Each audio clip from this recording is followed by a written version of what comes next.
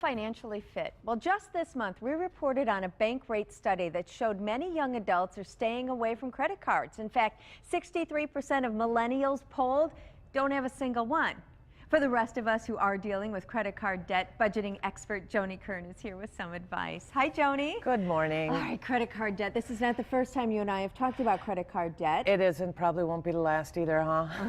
Were you surprised to hear that study about millennials, the younger generation, not even having one card? I actually was surprised that the number was as high as 63% because card companies for the last 20 years have really targeted college students, late high school students, to get them to use credit. So are they smarter than us? No, I don't our think generation? so. We need to build credit. And building credit isn't about not having cards or not having loans.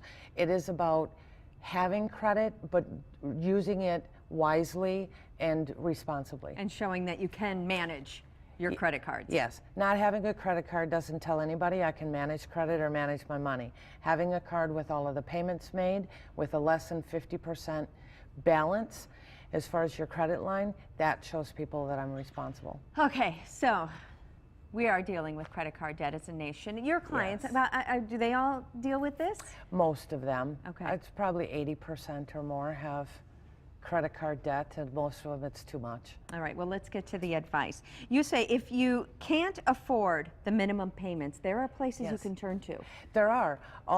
You can go to helpwithmycredit.org. It was organized by a lot of the major credit card companies to help you manage your credit cards, to help you communicate with your card companies, and to help you find a reputable consumer credit counseling agency if you need one. Okay, so you can call them. Can you call the credit card company itself? You can. You can call them. You can ask them. Most of them have what's called a debt management payment plan set up.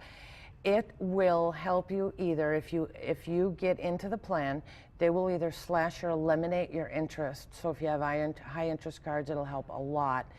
It will also not necessarily report to the credit bureaus, which is really something you. Okay, so it doesn't necessarily hurt your credit.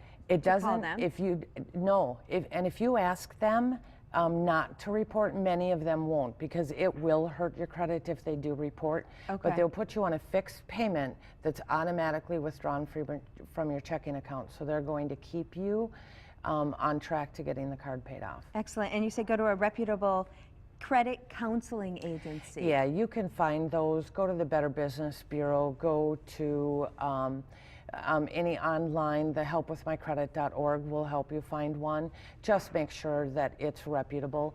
And keep it, the one thing I always like to tell people is, if that's really what you need to do, I'm behind you doing it.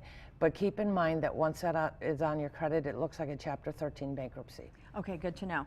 Yes. Now, for those of us who can make our monthly payments, make them on time, what can we do to better manage our debt? Well, you can take a look mine are in the upper right-hand corner of all my credit card statements. They will tell you if you make a minimum payment, how long it's going to take you. It's forever.